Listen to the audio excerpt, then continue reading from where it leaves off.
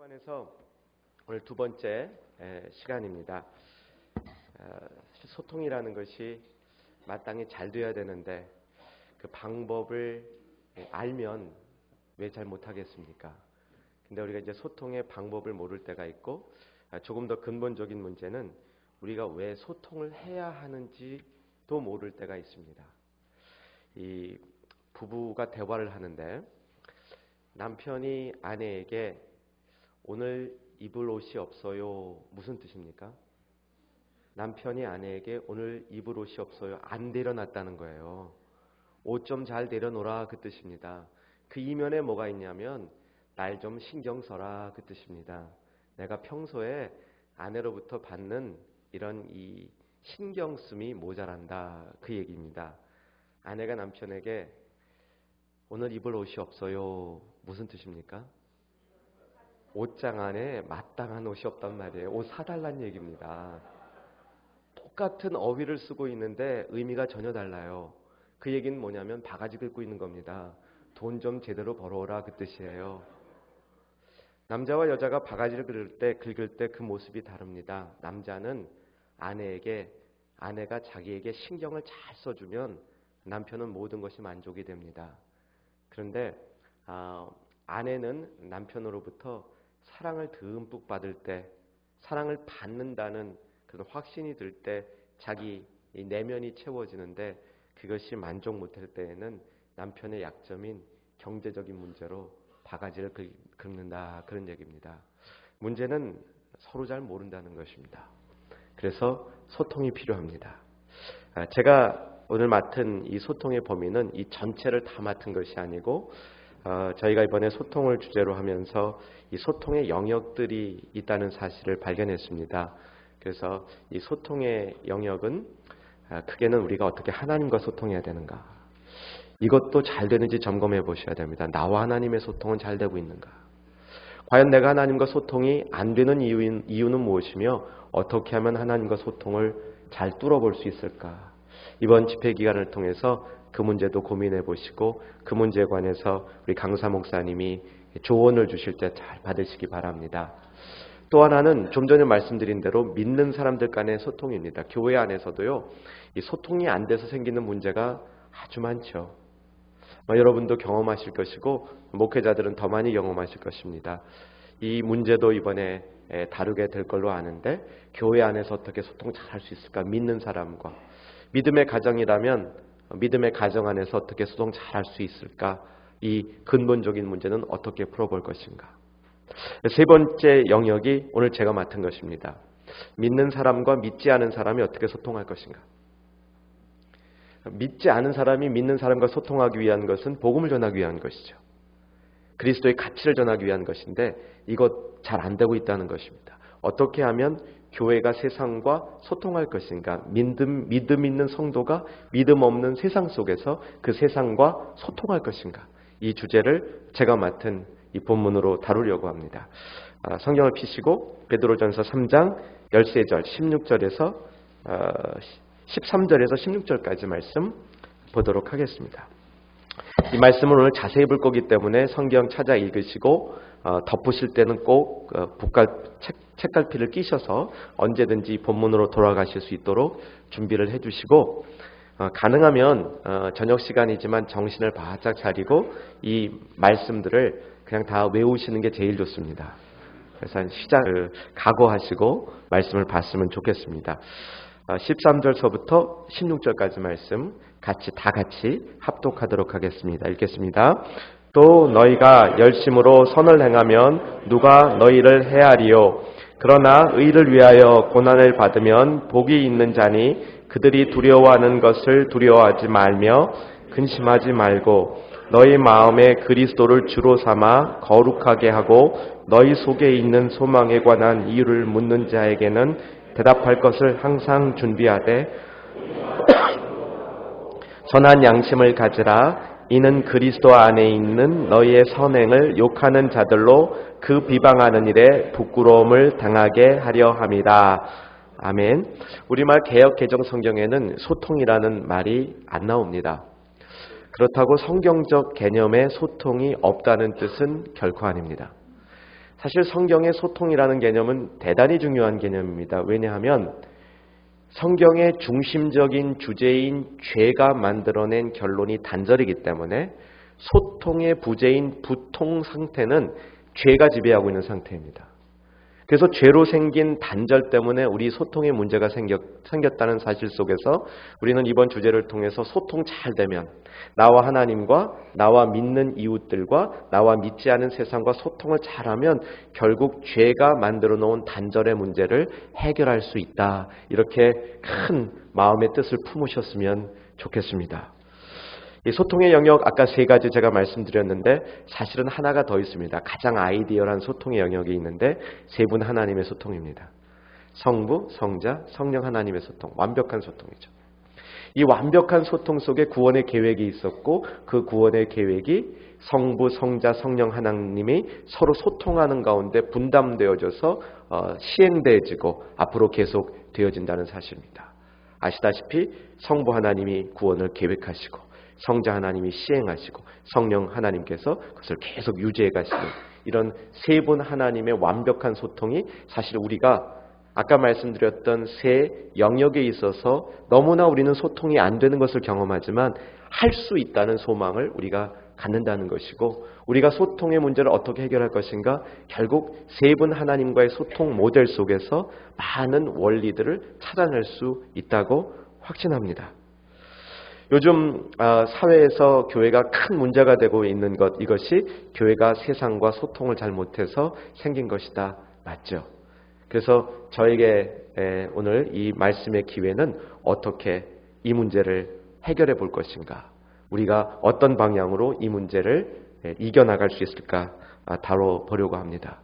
교회는 그동안 오랫동안 착각해왔던 것 같습니다. 첫째는 어떤 착각을 했냐면 한국교회가 계속 부흥하는 가운데 했던 착각은 우리가 잘하고 있구나. 장사해도 손님이 계속 오면 어떤 생각이 듭니까? 내가 장사 잘하고 있구나. 생각이 드는 거죠.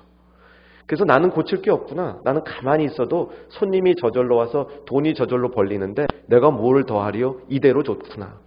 한국교회가 그랬던 것 같습니다. 교회의 외적 성장이 계속 일어나는 동안에 한국교회는 잘하고 있다고 착각했던 것 같습니다. 적어도 세상과의 소통도 잘하고 있구나. 왜? 세상 사람들이 자꾸 교회로 오니까.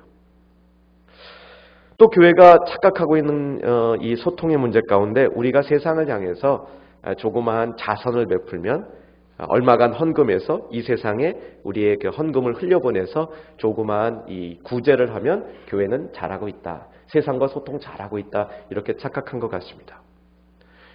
또 교회가 세상에 나아가서 봉사 조금 하면 길거리에 나가든 노숙자를 돌보든 그런 심벌리컬하게 한 달에 한 번 정도 숲 키친 가서 이 노숙자에게 이 국밥 대접하면 교회가 세상과 소통 잘하고 있구나.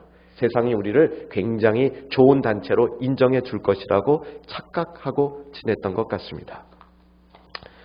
교회가 세상과 이 소통하는 방법들은 물론 지금 얘기했던 방법들이 있습니다. 우리의 헌금의 일부를 세상을 향하여 흘려서 무조건 구제를 해야 되고 우리가 세상에 나가서 어려운 사람들 무조건 돌봐줘야 되는 것들 있습니다.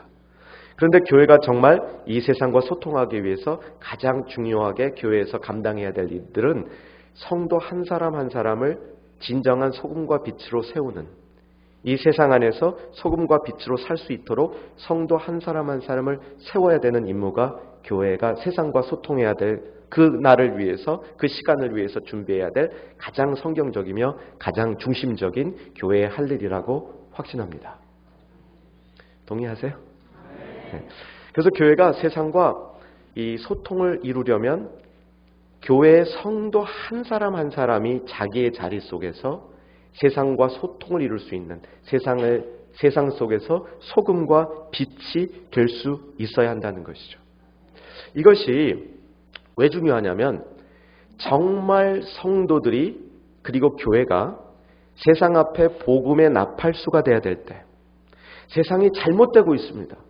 이건 세상에 있어서는 안 되는 일입니다. 라고 얘기할 때 그 말이 세상에 들리는 소리가 되기 위해서는 한 사람 한 사람의 삶이 세상 안에서 인정되어지고 받아들여져야 하는 그 자리에 있어야 하기 때문에 그렇습니다. 교회가 사회적으로 이 소통을 잘 이루려면 저는 이 말씀을 어사인 받고 쭉 준비하는 가운데 성도 한 사람 한 사람이 그렇게 돼야 되지만 이 성도 한 사람 한 사람이 됨과 동시에 모든 성도님들이 다 같이 해야만 효과가 있다는 이 결론을 얻었습니다. 한 사람으로서는 힘이 너무 약합니다. 그래서 한 사람으로서는 하다가는 무너지기가 너무 쉽습니다. 그런데 모든 성도가 다 같이 한다면 우리가 이 일을 할 수 있을 것이라고 확신합니다. 가만 보니까 주님의 일들은 대개는 단체전입니다. 개인전이 별로 없습니다. 선교도 단체전이고 전도도 단체전이고 선행도 단체전이고 다 단체전이에요. 근데 이 단체전은 조금 특별한 형태의 단체전입니다. 일종의 벌떼와 같은 단체전인데 교회와 세상이 이렇게 어떤 의미의 영적 전투를 한다고 했을 때 나는 교회라는 큰 덩치 안에 하나의 피스라는 뜻이 아니고 내가 전체를 대표하는 이 대표인데 representative인데 내가 나와서 싸울 때 다 같이 싸움을 하고 있다는 거예요. 그래서 나도 싸우고 옆에 사람도 싸우고 뒤에 사람 싸우고 앞에 사람도 그 일을 한다는 속에서 나도 힘을 얻고 내가 그런 사람들에게 힘을 줄 수 있다는 거, 이게 연대라는 거죠. 그래서 교회가 전도, 선행, 선교 모든 일에서 단체적으로 일을 할 수 있다 이렇게 확신을 합니다. 우리 코디 목사님께서 저에게 이 본문을 주셨습니다. 아마 제가 신약을 전공했기 때문에 베드로전서 한번 다뤄보십시오라고 주신 것 같아요. 근데 우리 코디 목사님은 신약도 전공 안 하셨는데 어쩌면 그렇게 이 베드로전서 중에서 오늘 우리가 다뤄야 되는 주제와 가장 중요한 본문을 뽑아주셨는지 제가 감탄을 했습니다. 자, 베드로전서는 이런 책입니다. 베드로전서는 60년대 초반으로 저는 상상을 하는데 그렇게 추정을 하는데 주님이 돌아가시고 약 한 30년 뒤에 로마에서 베드로가 그때 베드로는 세상을 막 돌아다니다가 로마로 갔습니다. 왜냐하면 로마가 세상의 중심이었기 때문에 거기서 목회를 하는 것이 주님의 성령의 뜻으로 인도받고 로마로 갔습니다. 그래서 이제 로마에 있는 교회를 섬기면서 로마의 교회뿐만 아니라 세상에 흩어진 모든 교회들을 섬기는 그 목회자들의 목회자가 됐죠. 목회자들의 목회자가 되고 교회들을 섬기는 교회 위에 교회를 섬기는 그런 인물이 베드로가 됐습니다. 그런데 이제 베드로가 로마에 있는 교회를 주후 60년경에 섬길 때 여러 지역으로부터 문의가 들어왔습니다. 아니 우리는 이게 조그만 교회입니다. 너무 조그맣니다. 한 30명 정도밖에 안 모이는 것이 당시에 그 60년대 이제 교회들의 모습 30명에서 80명. 요즘 딱 중국 가정교회라고 생각하시면 돼요. 그때도 가정에서 교회가 모였고요. 그래서 이제 그렇게밖에 안 모이는 사람들이 로마라는 거대한 제국. 그 제국에서 기독교인들을 좋아했습니까? 싫어했습니까? 답을 해보시면요. 좋아했습니까? 싫어했습니까? 제 방법도 써야 되겠네. 제 1번, 2번 해드릴게요. 좋아했다 1번, 싫어했다 2번. 제 손가락 보면 답이 나옵니다. 좋아했다, 싫어했다? 네, 이건 기초적인 거고요. 앞으로도 이제 계속 이제 질문을 하겠습니다. 그런데 그 세상이 얼마 안 되는 기독교인들을 너무 싫어하는데 우리가 과연 세상과 소통할 수 있습니까? 그 질문이에요. 그게 베드로전서의 정황의 가장 중요한 정황입니다. 아니 세상이 우리를 싫어하고 세상이 우리를 업수히 여기고 뿐만 아니라 우리를 박해하는 그 상황 속에서 우리가 세상과 소통하려면 그 세상의 일원이 돼야 되는데 세상의 한 사람으로 받아들여야 되는데 한 사람으로 받아들여주지도 않는 그 상황 속에서 어떻게 세상에게 복음의 영향력을 미칠 수 있겠습니까? 질문이에요. 베드로의 답은 뭐냐면 할 수 있다 해요. 베드로 전서의 내용은 어떻게 할 수 있는가를 보여주는 이야기들이 그 주류를 이루고 있는 내용입니다. 그래서 어떻게 복음을 증거하고 복음의 증인이 될까? 세상은 기독교를 박해하고 기독교인들은 정말 소수밖에 안 되는 그 상황 속에서 이걸 우리 상황 속에 적용해보면 우리는 너무 쉬운 거예요. 여태까지는 더 쉬웠어요. 세상이 교회를 좋게 봐줬으니까. 요즘에 교회를 좀 좋게 안 봐주는 상황이 놀랄만한 상황이지만 어떻게 보면 우리에게는 참 좋은 경각심이에요. 복음의 시대로 첫 시대로 돌아가는 거예요. 그 시대는 교회가 가진 게 아무것도 없었습니다. 요즘에는 교회가 가진 게 너무 많아 문제죠. 요즘에 생기는 교회는 너무 많이 가져서 문제입니다. 베드로 전서의 시대에 나오는 원리를 그대로 적용해 보려면 요즘 교회가 갖고 있는 애티튜드는 많이 변해야 됩니다.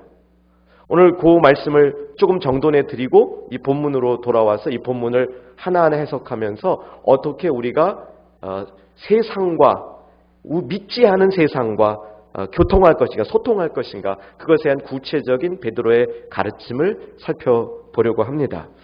베드로 전서에서 베드로가 가르쳐주고 있는 이 세상과 소통하는 원리, 이것이 이번 주제 중에 굉장히 중요한 주제이기 때문에 정돈하고 넘어가야 된다고 믿습니다. 세상과 교회가 소통하기 위해서, 세상과 성도가 소통하기 위해서는 세상이 그 성도를 보거나 그 교회를 볼 때는 자기와 똑같은 이론이 돼야 됩니다. 그런데 주님은 뭐라고 가르쳐줬냐면 성도는 교회는 세상에 속하지 않았다고 얘기합니다. 그러니까 우리에게 이중성이 있는 거예요. 우리는 세상에 속하지 않아야 됩니다. 그런데 세상이 볼 때는 우리가 세상의 중심에 있어야 돼요. 자기네들 가운데 중요한 기관이 교회여야 돼요. 한국교회의 김구 선생이 그랬다고 그런 것 같아요. 그 경찰서를 세우기 전에 교회를 세워라. 그게 무슨 뜻이냐면 교회가 사회 가운데 믿지 않은 사람이 볼 때에도 그 사회 구성 요소의 중요한 중심 요소가 되어야 된다는 거예요. 그렇게 돼야 소통이 된다는 거예요.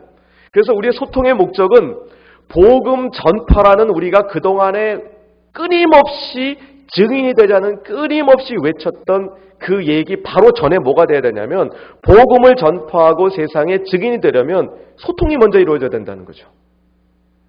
그리고 소통이라는 것은 단순히 복음 전파를 위한 디딤돌이 아니라 그래서 잠시 소통해가지고 내가 원하는 소통만 이룬 다음에 나는 복음 싹 전하고 빠지겠다. 그런 얘기가 아니라 여기서 지금 다루고자 하는 소통은 그 사회의 중요한 일원이 되는 방법이라는 거예요. 그래서 이 두 가지를 놓을 때 우리 성도들이 갖고 있는 이중성, 언제나 여러분 배우셨던 이미 도래한 하나님의 나라와 앞으로 도래할 하나님의 나라, 천국의 이중성, 그런 모든 이중성의 구조가 여기도 나타난다는 얘기예요.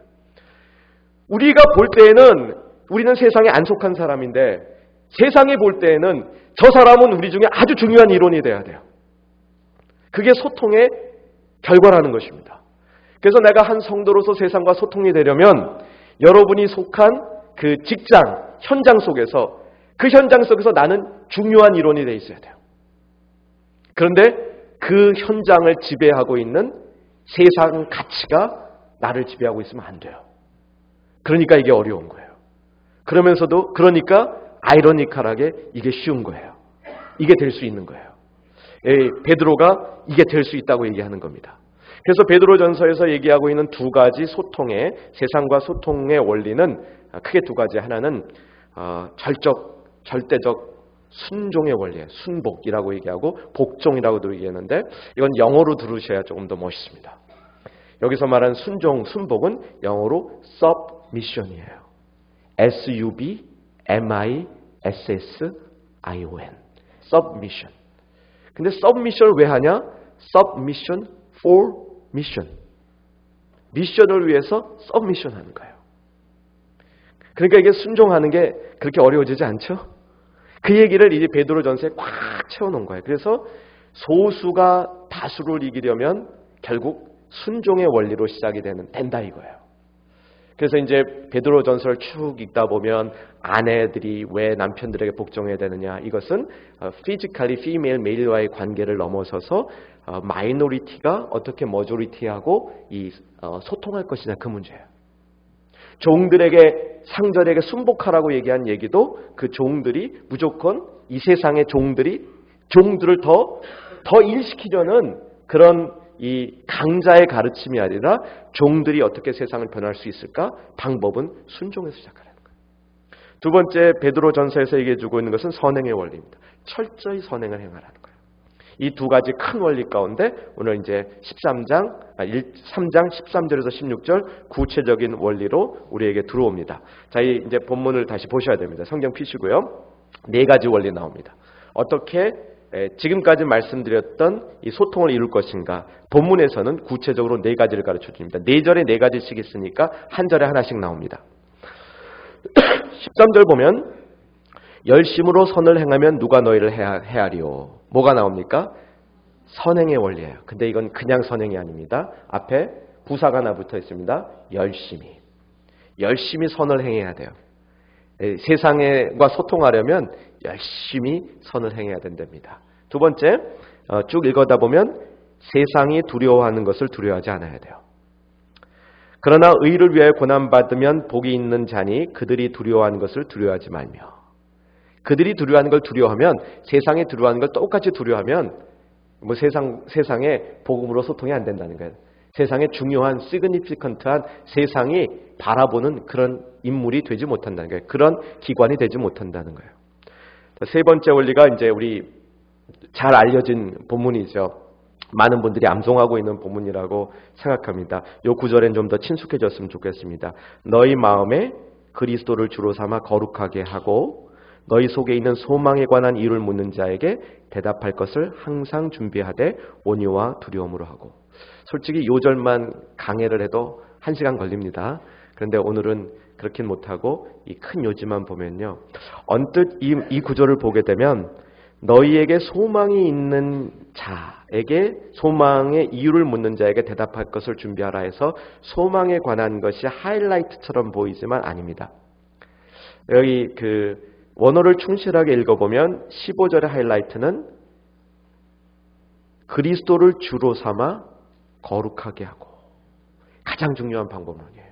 아까 말씀드렸죠? 세 가지 영역의 우리 소통에 문제가 일어나는 부분이 있다. 나와 하나님 사이, 나와 믿는 사람들 사이, 나와 믿지 않은 세상의 영역이 있는데 그것을 푸는 키는 어디 있다?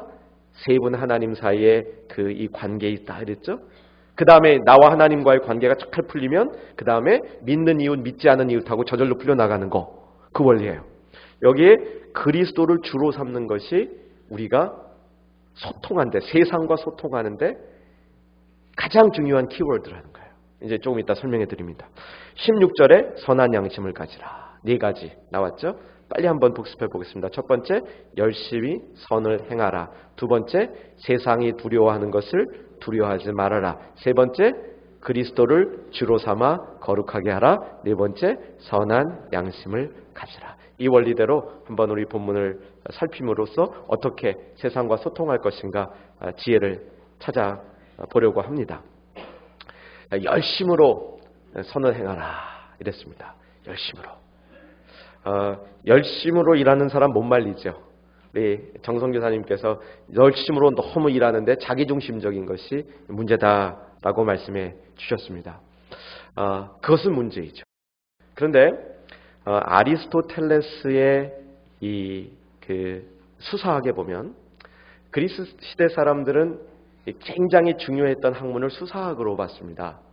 이제 저는 이제 1세기 쪽 공부를 한동안 오래 했기 때문에 그 1세기 문화에 좀 친숙한 편인데, 이제 그리스 사람들은 이제 처음에 이제 청년이 될 때 이제 어른이 되기 위해서 그 학교에 가죠. 그게 이제 요즘 말하는 짐네지움의 원어인 짐니기아예요. 거기서 이제 훈련을 받는데, 그래서 이제 그리스 사람들은 젊을 때부터 이 근육 훈련을 받아가지고 이게 아주 이 몸들이 멋있죠. 모든 사람이 다 그랬던 건 아닌데 상당한 젊은이들이 이 식스팩을 가지고 일단 그 학교를 통과해야 되려니까 그 학교를 졸업해야지 시민이 되는 거예요. 죄송하지만 여자는 시민이 될 수 없습니다. 남자만 시민이 될 수 있어요. 그 학교에서 주로 배우는 것이 뭐냐면 가장 중요한 학문이 레토릭스의 수사학을 배워요. 두 번째 뭐를 배우냐면 음악을 배워요. 세 번째 뭐를 배우냐면 운동을 배우는데 운동에서 가장 중요한 운동은 레슬링이에요. 그런 걸 통해서 이제 심신단련을 하는데 이 수사학에 있어서, 그러니까 이 그리스 사람들이 수사학을 엄청 중요하게 생각을 했는데, 이 그리스 사람들이 했던 이 수사학에서 또 중요한 그 캐테고리가 뭐냐면 어떻게 상대를 설득하냐예요. 어떻게 퍼스웨이전이 일어나느냐, 설득의 원리. 이게 설득의 원리를 다룬 큰 그림이 뭐냐면 소위 말하는 로고스, 파토스, 이토스, 그렇죠. 이제 영어식 발음은 그렇고 이제 로고스, 파토스, 에토스 이게 이제 그 원래 발음입니다. 근데 논리만 잘 있다고 설득이 안 돼요. 논리만 잘 정연하게 이게 세워졌다고 설득이 안 돼요. 근데 일부 사람들은 논리만 정연하게 세워지면 설득이 됐다고 생각해요. 근데 한국 사람들은 논리로 설득이 잘 안 돼요. 한국 사람들은 A는 이렇고 B는 이렇고 C는 이렇게 설명이 잘 됐으면 그 논리가 다 맞는 생각을 이 얘기를 들으면서 속으로 무슨 생각이 드냐면 그래 너 잘났다 그래요. 차라리 그것보다는 너하고 나하고 친구 하기가 이게 더 편해요. 너하고 나하고 친구고 우리가 동문이고 우리가 어디서 같이 살았고 그럼 그 자체가 설득이에요. 근데 그렇다고 해서 로고스가 빠지면 안 됩니다. 로고스가 빠지면 안 되는데 이 로고스 이외에 있는 것들을 보자는 거예요. 뭐가 있냐면 이 에토스가 있죠. 이토스. 이건 뭐냐면 그 사람의 윤리성이에요. 윤리적으로 똑바로 돼 있는 사람들, 윤리적으로 잘 사는 사람들이 얘기해야 설득력이 있다는 거죠. 그 우리 이해되는 거죠. 그래서 무엇 못지않게 누가 얘기하느냐가 중요해요. 잘 사는 사람이, 잘 윤리를 지키고 사는 사람이 얘기할 때는 맞아. 윤리적으로 바른 사람이 그 말을 하려고 쓰기만 해도 벌써 설득이 돼. 근데 내가 볼 때 저 사람은 자기 생활이 형편없는 사람이 앞에 서서 옳은 일 합시다 그러면 정말 정민정 선교사님 말씀하신 대로 니나 잘해 그 얘기 나오지. 설득이 안 되죠. 설득이 안 돼. 그래서 설득의 요소들, 그 다음에 아까 두 번째가 뭐냐면 파토스, 열심이에요. 열심. 그 열심이요. 복음을 가지고 열심 있게 사는 사람은 못 말려요. 이 복음을 가지고 열심히 사는 사람을 못 말린다. 이것이 이제 첫 번째 원리입니다. 열심으로 선을 행하면. 근데 우리의 문제는 뭐냐면 선을 행하는 게 중요하다는 걸 알고 있습니다. 선을 행하고 싶어하는 마음도 있어요. 우리의 가장 큰 문제는 뭐냐면 그 선을 지속적으로 열심히 행하지 못한다는 거예요. 그래서 훈련이 필요합니다. 그래서 다 같이 하는 게 필요합니다. 그래서 단체전이 필요하다는 얘기입니다. 오늘 두 번째 본문을 보면 세상이 두려워하는 것을 두려워하지 않으며. 여러분, 세상이 두려워하는 것을 두려워하지 않아야 된다는 것은 아는데 세상이 과연 뭘 두려워할까요? 세상이 두려워하는 거. 세상이 두려워하는 건 나도 두려워하면 안 된다고 그랬는데 세상이 뭐를 두려워할까요? 여러분 한번 생각해 보세요. 세상이 뭘 두려워할까요? 반대로 그러면 나는 뭐를 두려워합니까? 내가 두려워하는 거 어쩌면 세상도 두려워할지 몰라요. 분명히 그러면 안 된다 그랬는데 가능성이 많은 것은 내가 두려워하는 걸 세상이 두려워할 가능성도 굉장히 큽니다. 요즘에 세상이 많이 두려워하는 것을 뭐라고 정돈하냐면 일종의 이 루저가 되는 거죠. 젊은이들이 제일 두려워하는 게 그거라고 그러네요. 실패자가 되는 거, 낙오자가 되는 거. 사실 예수 믿는 사람이 한 번 실패했다고 크게 두려워하지 않습니다. 그런데 이제 어떤 생각이 드냐면 그 실패가 오래될수록 이렇게 끝나면 어떡하나 하는 생각 때문에 두려워지기 시작해요. 다시 일어서지 못할 것 때문에. 내가 여기서 이 모양 이 모습으로 끝날 것 같다는 생각 때문에 두려움이 우리에게 닥쳐오기 시작합니다. 어떤 청년이 한국에서 전문대학교를 나오고 회사를 매번 지원을 하는데 지원할 때마다 낙방이래요. 너무너무 이제 속이 상한 거예요. 왜냐하면 인류 회사에 들어가려면 일단 학벌이 그래도 이름이 알아주는 대학 혹은 외국 유학 이게 돼야 되는데 전문대학밖에 안 나왔으니까 그 사람이 이제 이 면접 가도 면접관이 질문 한 번 안 하고 질문 한 번 제대로 안 하고 탈락시킨대요. 그래서 이 청년이 꾀를 낸 거예요. 생각을 낸 거예요.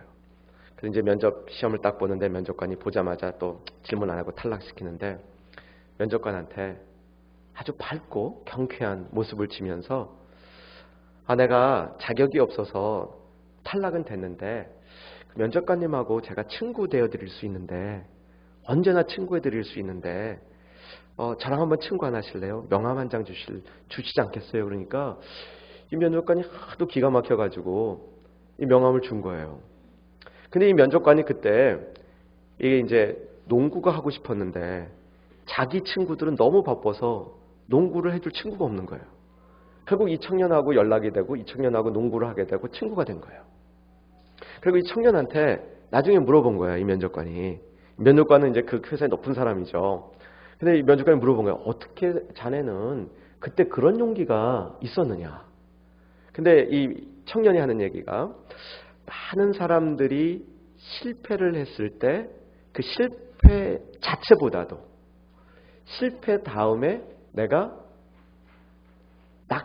그 실패했다는 데서 생기는 수치감, 실패했다는 데서 생기는 낙심, 이게 문제라는 사실을 깨달았다는 거예요. 우리가 이 세상적인 지혜만 가지고도 이런 지혜들을 얻을 수 있습니다. 근데 사랑하는 우리 성도 여러분, 정말 우리 믿는 사람들에게 세상과 구별되어지는 다른 게 있잖아요.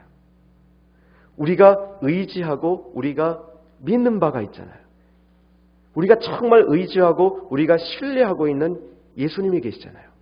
세상에서 왜 많은 사람들이 실패했을 때 수치감을 겪고 세상에서 많은 사람들이 왜 실패했다는 그 느낌 갖는 것을 두려워하냐면 그 느낌이 그 사람들에게 컨피던스를 완전히 페일류로 만들기 때문에, 컨피던스를 완전히 브레이크다운 시키기 때문에, 컨피던스를 없애기 때문에 그렇게 되는 거잖아요. 죄송합니다. 제가 영어 단어를 썼는데 한국말로 바꿀 수 있는 단어가 없어요. 너무 많이 다양한 단어로 바뀌기 때문에 여러분 다 알지 알고요. 그런데 구약 성경부터 신약 성경까지 끊임없이 나오는 성경의 외침이 뭐냐면 여호와는 나의 컨피던스다. 여호와를 의지하고 여호와를 신뢰하는 것이 내가 가진 컨피던스다.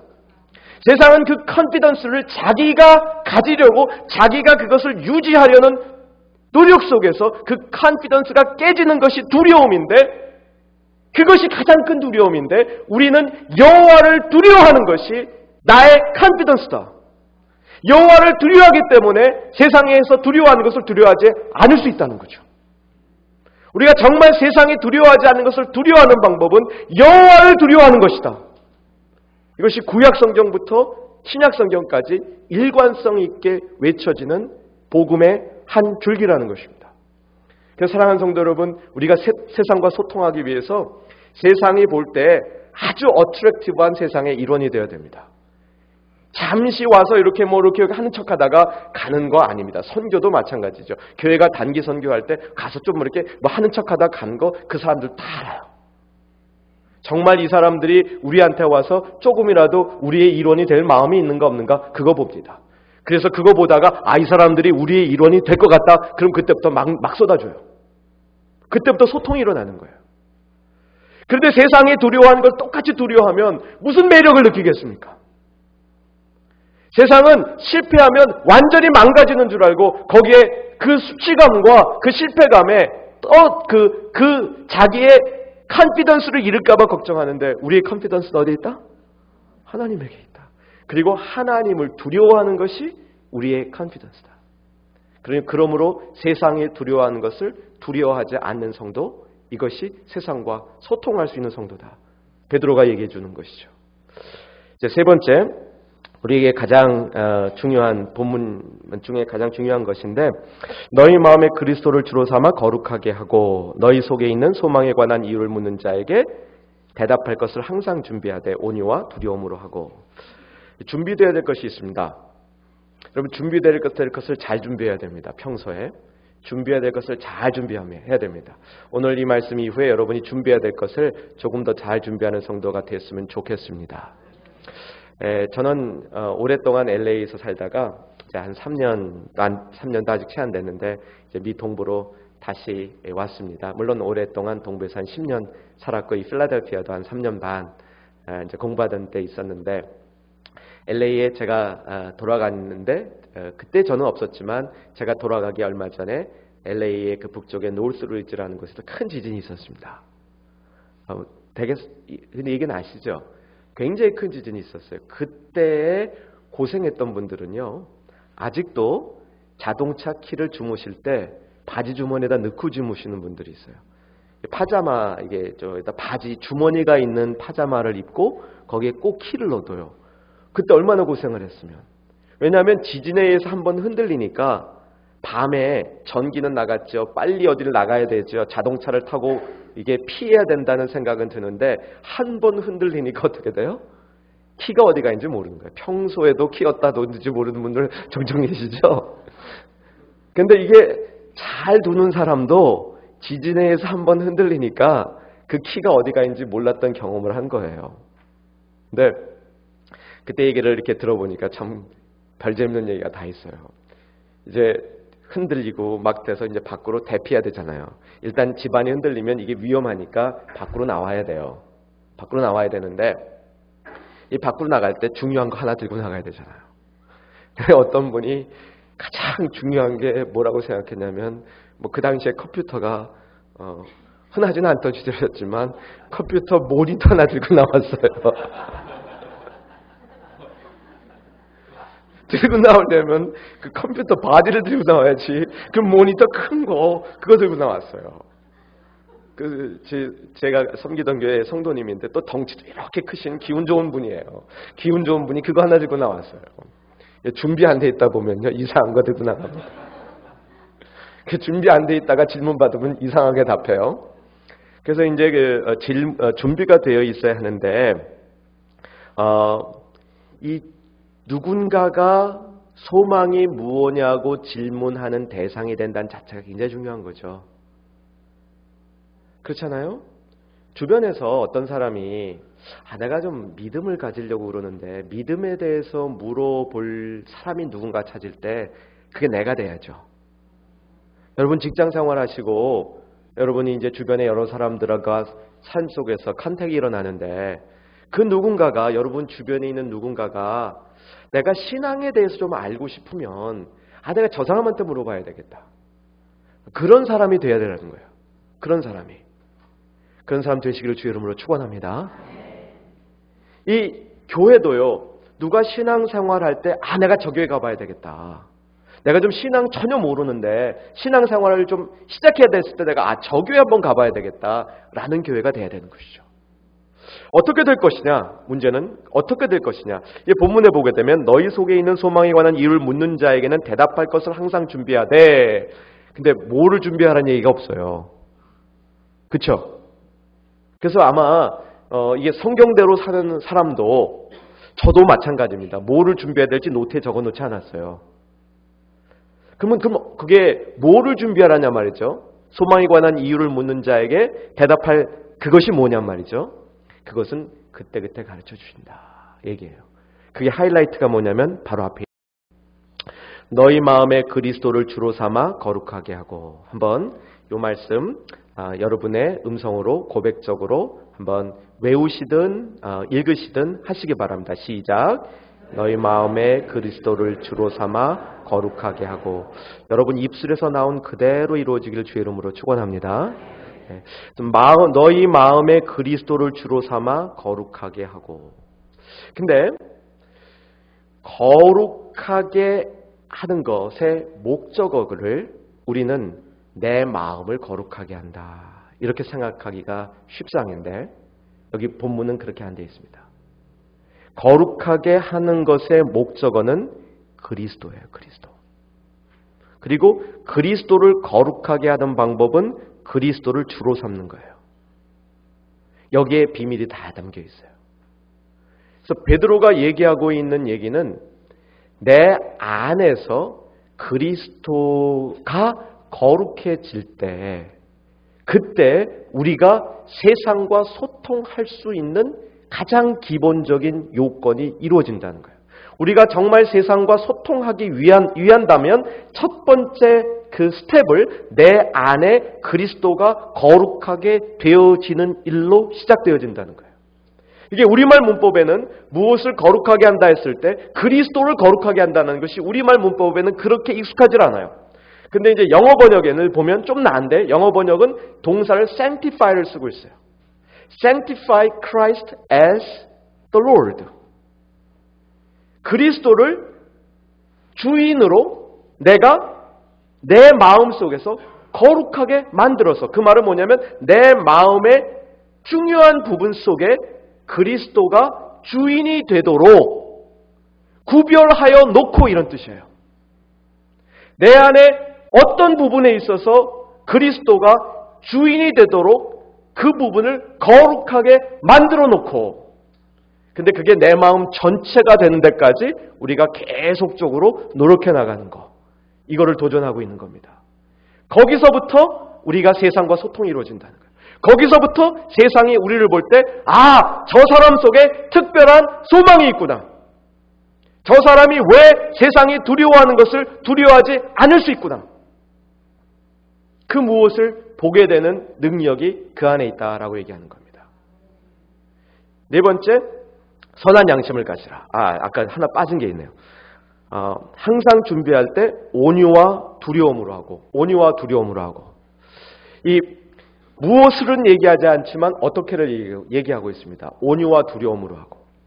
이것은요, 세상을 대할 때나 우리 성도 사이의 교통에도 다 들어가요. 모든 소통의 원리 가운데 중요한 것이 무엇을 이라기보다는 어떻게가 더 중요하다는 얘기예요. 온유와 두려움으로 하고. 여러분, 모든 소통이 필요한 관계 속에서 온유와 두려움이 그 안에 나타나야 됩니다. 저희 교회에 성도님 한 분이 맨하탄에 있는 세일즈 워먼입니다.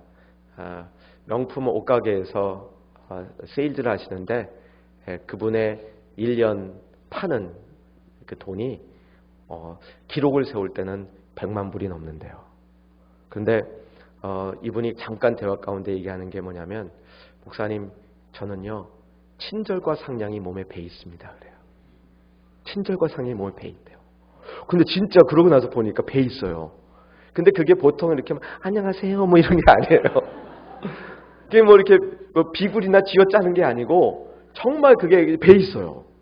아주 그게 클래스가 있어 보여요. 왜 그렇게 했습니까? 그래서 제가 물어보고 싶었어요. 이거 훈련 받았습니까? 돈 내고 학교 다녔습니까? 진짜 물어보고 싶었어요.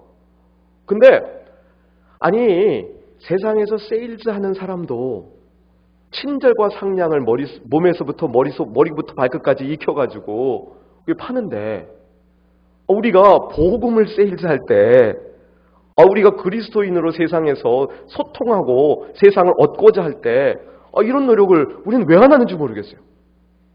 교회에서도 마찬가지예요. 교회에서도 봉사하면서 인상 쓰님 하세요. 특별히 교회에서 힘들고 굳은 일을 할 때 인상 쓰시면 안 돼요. 머리끝부터 발끝까지 친절과 상냥이 몸에 흐르도록 한다. 이것이 복음 세일즈맨과 워먼의 기본 자세다. 온유와 두려움으로 하고, 온유와 두려움으로 하고. 세상이 우리에게 소망이 무엇이냐, 정말 이 사람은 내가 뭔가 물어보고 싶구나, 내가 영적인 것에 대해서 이 사람으로부터 뭔가 얻고 싶구나 하는 그 사람이 되기 위해서는 우리가 어떻게 해야 된다고요? 온유와 두려움으로 말할 수 있는 그런 태도가 마련되어 있어야 된다는 거예요.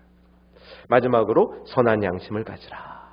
선한 양심을 가지라. 우리가 어떤 일을 할 때요, 어떤 일이 있습니다. 네, 우리가 하는 일이 있는데 그 일을 이루게 하는 그 밑에 뭐가 있다고 보이냐면, 이거는 특별히 목회 서신에 가면 목회 서신을 통해서 검증이 되는 부분인데요. 사람이 어떤 행동을 할 때 그 이면에 뭐가 있냐면 동기가 있고요. 동기보다 조금 깊숙한 곳에 양심이 있습니다. 양심 밑에 뭐냐면 마음이 있어요. 마음. 이게 이제 목회 서신을 통해서 대충 분류되는 것인데, 양심이라는 말을 헬라어적인 번역입니다. 영어나 한국말 양심이 아니라 헬라어적인 양심이란 말의 번역은 옳고 그른 것을 구별하는 능력이에요. 일종의 선과 악을 구별하는 능력입니다. 근데 이게 잘 세워져야 돼요. 선한 양심을 내가 이걸 갖다가 cultivate, 내가 선한 양심을 자꾸 갖고 해야 돼요. 이 동기는요, 섞이기가 아주 쉽습니다. 동기는 굉장히 섞이기 쉬워요. 자기는 모르는 사이에 순식간에 섞여버려요. 내가 선한 동기로 일을 한다 그러지만 어느 순간에 내 동기가 될 때가 참 많아요. 그것을 돌아다 보면요, 어떻게 이렇게 빨리 섞이는지 몰라요. 동기는요. 내가 착한 일로 했다.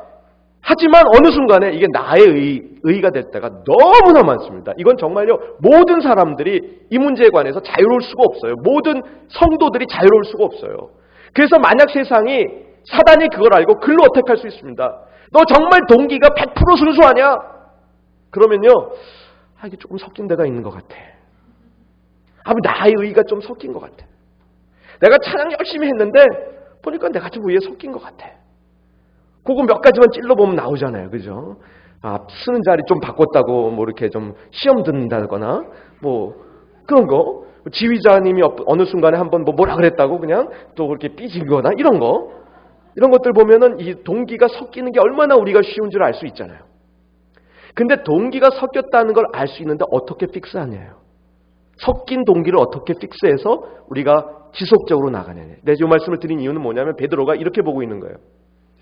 우리의 동기가 자꾸 섞이기 때문에 사단이 그쪽으로 어택하면 선한 일을 지속하는 데서 금방 우리가 낙심해요.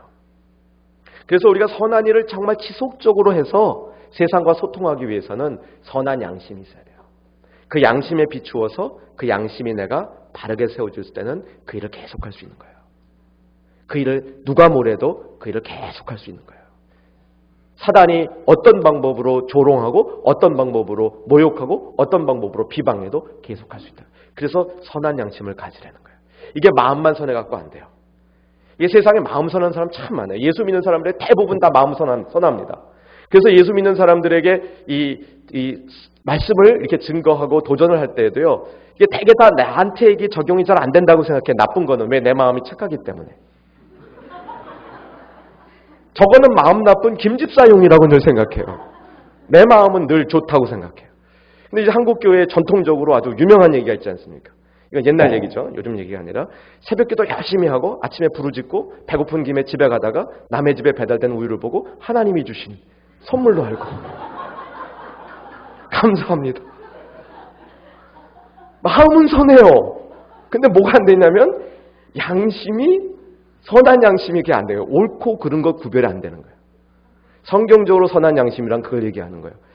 이게 뭐가 옳고 뭐가 그른 건지 구별이 안 되는 거예요.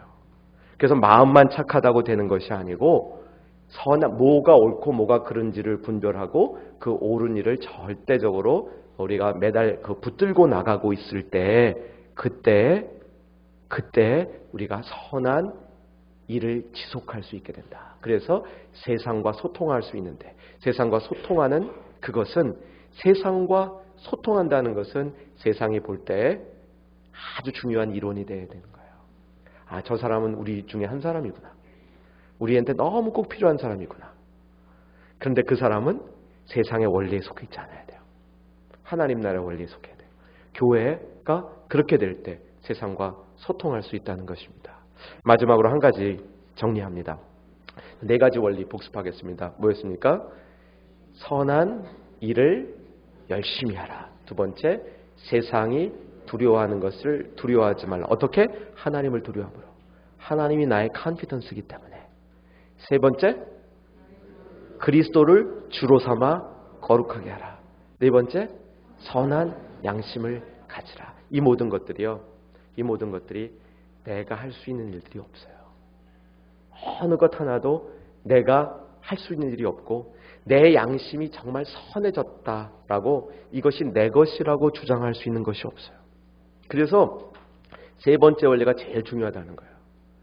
우리가 끊임없이 그리스도를 주로 삼아 내 안에서 정말 그리스도가 주인이 되어지고 거룩하게 되어진 부분이 내 안에 계속적으로 그것이 일어나고 있을 때 그때야 비로소 우리가 이 일을 할 수 있는 소망이 우리에게 생긴다는 겁니다. 이것은 내가 내 성품이나 인격으로 내재적으로 내 안에 갖출 수 있는 것이라고 보이지 않아요. 끊임없는 하나님과의 교제를 통해서 하나님의 것을 내가 빌어 쓰고 있는 것이라는 생각이 들어요. 우리가 선행을 통해 내 인격이 다 변화해서가 아니라 하나님이 지속적으로 나에게 공급되어지고 내가 하나님 앞에 붙잡혀 있고 매달려 있을 때 가능한 일이라는 생각이 듭니다. 사랑하는 귀한 이번 열린 말씀 연대에 참여하고 있는 모든 성도님들 또 우리 같은 마음을 가지고 동역하는 우리 목회자들이 이 세상과의 이 거룩한 소통을 이루는 일에 우리가 더욱더 발전해 나가고 그렇게 쓰임받는 우리 되기를 주의 이름으로 축복합니다. 기도하겠습니다. 사랑의 주님, 거룩한 소통 이루기를 소원합니다. 우리 주님께서 우리 각 사람 한 사람 한 사람을 세상 속에 소금과 빛 되게 하시고 우리 교회들을 산 위에 있는 그런 등불과 같이 변화시켜 주셔서 세상을 밝히게 하시고 세상 속에 있게 하시고 세상의 중요한 이론 되게 하시고 세상을 변화시키되 하나님 원리에 굳건하게 서 있는 우리 될 수 있도록 역사해 주시옵소서. 예수님 이름으로 기도합니다.